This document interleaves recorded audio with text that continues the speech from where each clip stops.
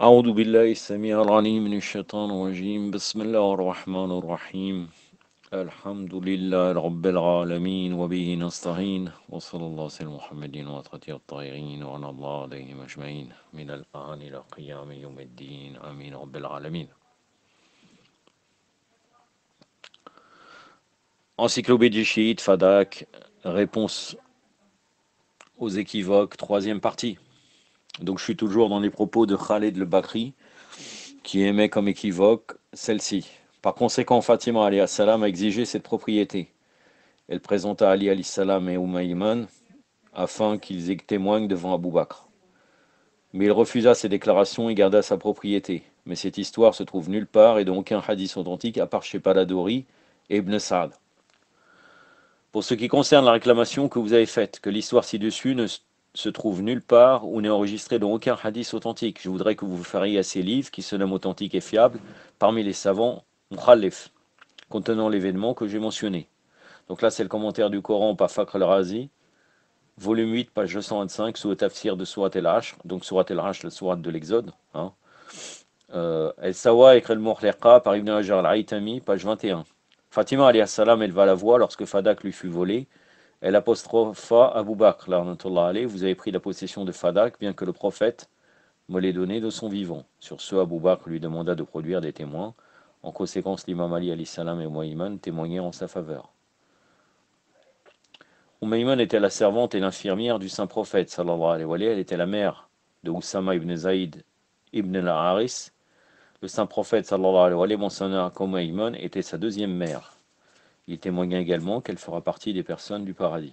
Ça, c'est les références Bakri, Al-Mustadrak, volume 4, page 63, Ousoud al-Rabat, volume 5, page 567, Tabaqat, volume 8, page 192, l'histoire de Tabari, volume 3,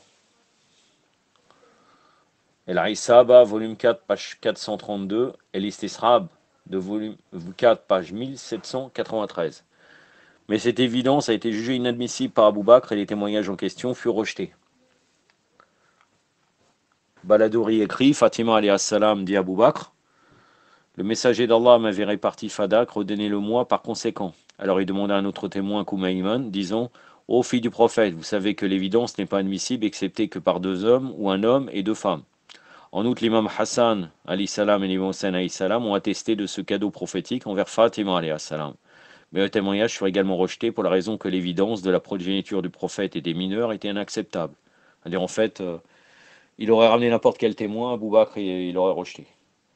En conséquence, Rabat, l'esclave du prophète, sallallahu alayhi wa sallam, témoigna aussi de ce don que le messager sallallahu alayhi wa sallam lui avait offert, et pourtant ce témoignage fut aussi refusé.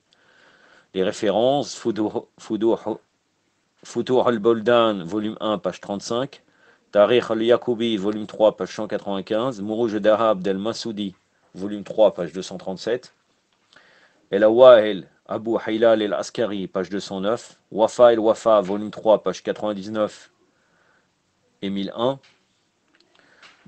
Moujoum al-Boldan, Yaqut el-Amawi, volume 4, page 239, Shaher, donc là c'est le char de Ibn al-Abil Adi de Najal Balara, El-Murtazili, volume 16, page 216, page 219 à 220, page 274.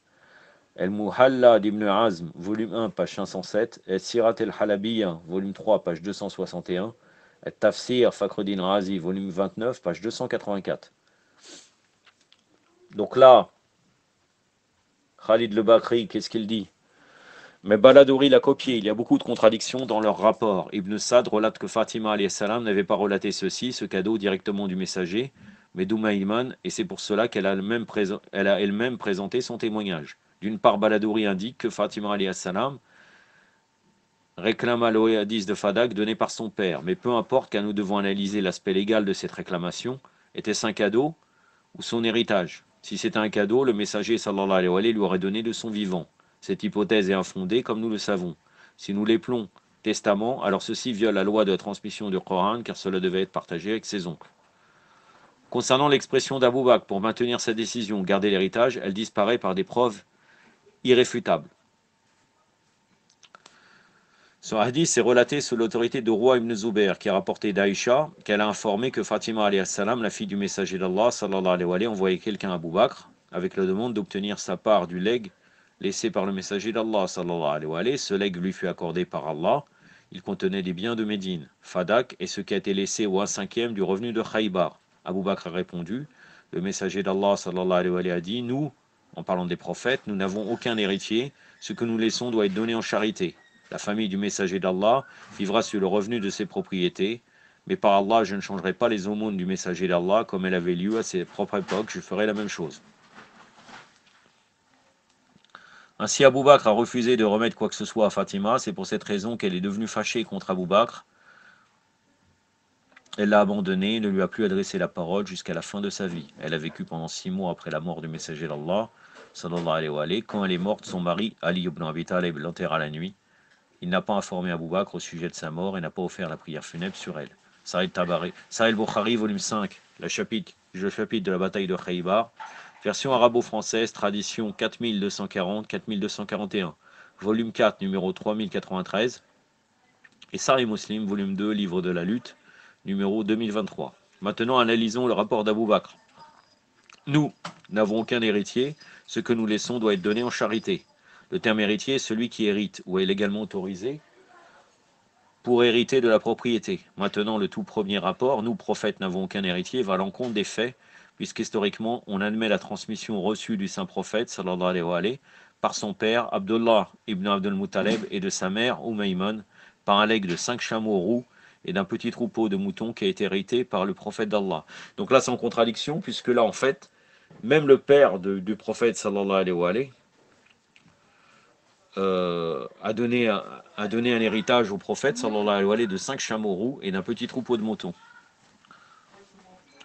Donc s'il n'aurait pas pu hériter, pourquoi Abdullah a donné cela au prophète sallallahu alayhi wa sallam?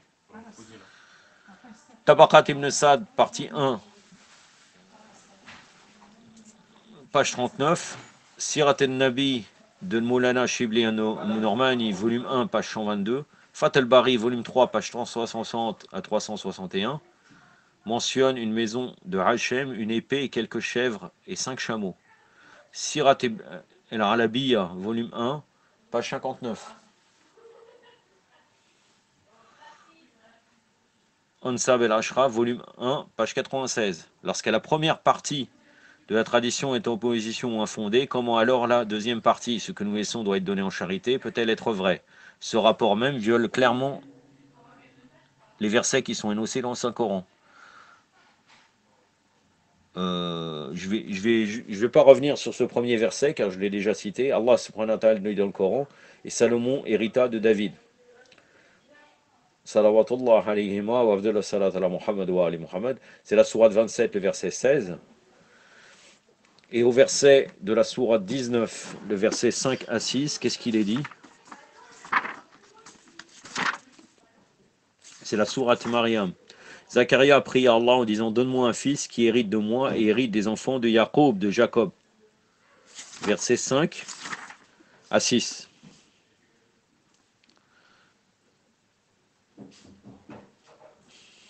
La fin du verset numéro 5 jusqu'au milieu du verset numéro 6. A'udhu billahi samir al-ghalim minash shaitanir rajim. Fa'abli min ladunka waliyan yarisuni wa yarisu min ali Yaqub. Sadaqallah ul aliyyul azim. Ce sont des exemples où les prophètes ont laissé des transmissions et en tant que preuve, elles semblent contredire le hadith qui a été relaté par Abu Bakr. La tradition mentionnée par Abu Bakr est fabriquée autrement et ne contredirait pas le Coran. Il serait également très utile de citer un incident où l'imam Ali alayhi salam avait cité les versets du Coran, les mêmes que ceux cités ci-dessus. Ja'far rapporte que Fatima est venue à Abu Bakr pour exiger sa transmission. Ibn Abbas est également venu pour exiger sa transmission, donc son héritage. Ali ibn Abi Talib est également venu avec lui. Abu Bakr a indiqué que le prophète d'Allah sallallahu alayhi wa sallam avait dit, nous n'avons aucun héritier qui hérite de notre propriété. Ce que nous laissons est une charité et dorénavant de ma responsabilité. Ali alayhi salam dit, le prophète Soleiman était l'héritier du prophète Daoud. Le prophète Zacharia priait Allah accorde-moi un fils qui héritera de moi, de la famille de Yaqub. Abu Bakr dit, la matière du legs du prophète est ce qu'elle est. Par Allah, vous le savez comme je le sais.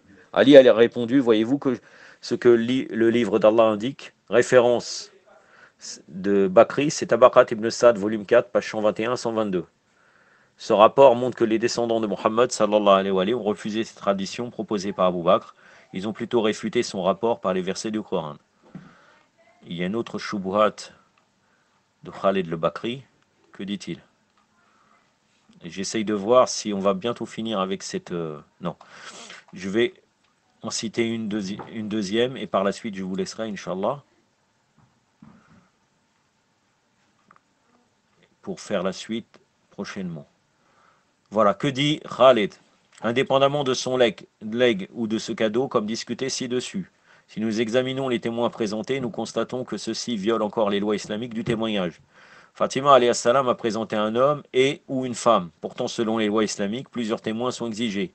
J'espère que tu ne changeras pas la loi divine en raison des personnalités impliquées. Il y a également de nombreux exemples où Abu Bakr n'a jamais demandé de témoins lorsqu'il accepta les réclamations des compagnons. Comme d'habitude, je compterai sur les sources authentiques pour mes contestataires Bakri. Mohammed ibn Ali relate, Jabir ibn Abdullah indiquait à la mort du prophète sallallahu alayhi wa sallam, Abu Bakr a reçu une certaine propriété d'El-Ala el-Radami. Abu Bakr dit au peuple, celui qui a une réclamation d'argent sur le prophète sallallahu alayhi wa sallam, une promesse que celui-ci lui avait faite, devrait venir à nous de sorte que nous puissions lui payer son droit. Jabir ajouta, j'ai dit à Abu Bakr, l'apôtre d'Allah m'avait promis qu'il me donnerait cela comme cela et cela. Il tendit les deux mains par 3 fois. Jabir ajouté, Abu Bakr de compter dans ma main 500 pièces, puis 500 et encore 500.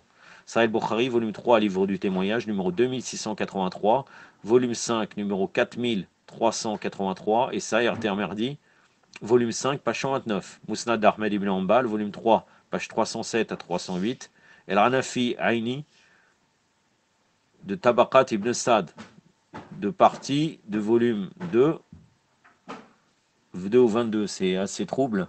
Page 88 à 89. Dans les annotations de ces traditions, Ibn Hajar Asqalani et Ahmed ont écrit « Cette tradition mène à la conclusion que l'équivalence d'un compagnon juste peut également être admise en tant que preuve, même si cela est en sa propre faveur, parce qu'Abu Bakr ne lui a pas demandé de témoin. » Fath al-Bari, volume 5, page 380. Ibn Hajar Asqalani, Umdat al-Qari, volume 12, page 121, de Al-Hanafi.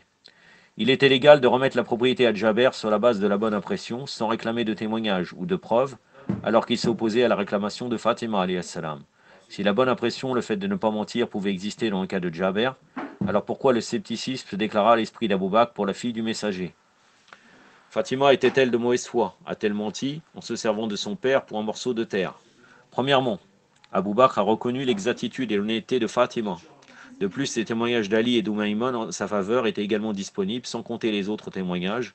On prétend que la réclamation ne pouvait pas être décidée en faveur de Fatima alayhi salam sur la base de tes témoins parce que le Saint-Coran établit le principe du témoignage. La sourate El-Baqara appelait 2 témoins parmi vos hommes et s'il n'y a pas 2 hommes, faites témoigner un homme et 2 femmes. Sourate numéro 2, donc sourate El-Baqara, le verset 282.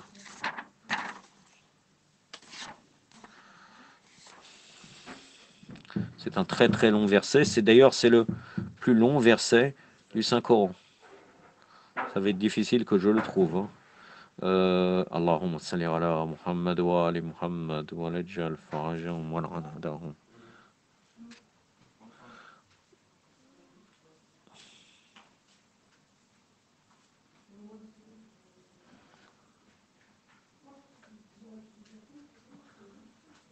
J'essaye de chercher.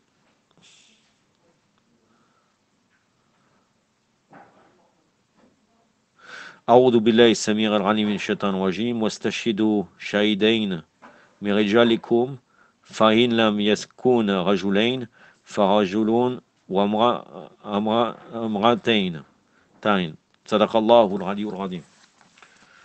Si ce principe est universel et général, alors cela devra l'être pour chaque occasion, mais il s'avère que ce principe ne fut pas suivi. Par exemple, lorsqu'un arabe fut en conflit avec le prophète sallallahu alayhi wa sallam au sujet d'un chameau. Khossama ibn Sabed el-Ansari a témoigné en faveur du prophète sallallahu alayhi wa sallam, et cette affirmation validait 2 témoignages.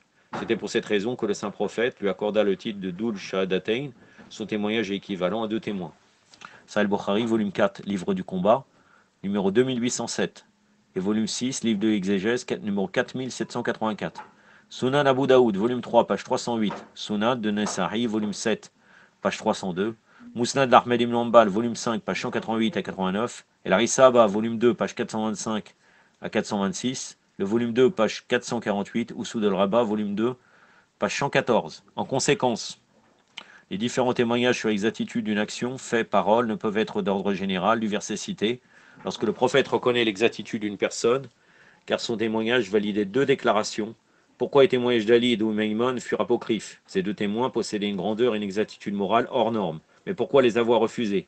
Il y a en outre une tradition mentionnée par plus de 12 compagnons que le messager d'Allah sallallahu alayhi wa sallam arbitrait par le canal d'un seul témoignage ou par un serment. Ce principe fut expliqué par quel compagnon du prophète sallallahu alayhi wa sallam et suivi par les savants de la jurisprudence, particulièrement liés au droit de la propriété et aux transactions, et cette décision a été pratiquée par les trois califes usurpateurs, Abu Bakr, Omar et Osman, la'ratullah alayhum. Sunan Abu Daoud, volume 3, page 308 à 309, Sa'id Tirmidhi, volume 3, numéro 627 et 629, Sunan Ibn Majah, volume 2, page 793, Musnad Ahmed Ibn Hanbal, volume 1, page 248, 315, 323, volume 3, page 305, El Muwatta de Malek, page 426, le chapitre sur les témoins, Sunan El Bayhaqi, volume 10, page 167, 176, Sunan El Darqutni, volume 4, page 212 à 215, Majma Zawaid, volume 4, page 202, Kenz al-Romal, volume 7, page 13. Khaled, pourquoi Abu Bakr n'a pas invité des présents lors de son désaccord avec Fatima, donnant des témoignages conformes à une promesse du saint prophète, sallallahu alayhi wa sallam. C'est-à-dire Abu Bakr reçut la promesse du prophète qu'il avait le droit d'acquérir la legs du messager. Toutefois, lorsque Fatima, alayhi salam, la fille du prophète, demanda Fadak, suivi de divers témoignages, ils furent tous rejetés. C'est-à-dire, en vérité, c'était Fatima, alayhi salam, qui avait Fadak dans ses mains. Donc normalement, c'était à Abu Bakr de ramener des témoins. Mais tout est inversé. Je vous laisse, Inch'Allah, ça sera la 4e partie prochainement. Toujours les réponses aux équivoques concernant Fadak. Aktafi Badal Qad wa sallallahu alayhi wa sallam Muhammadin wa Wassalamu alaikum wa rahmatullah.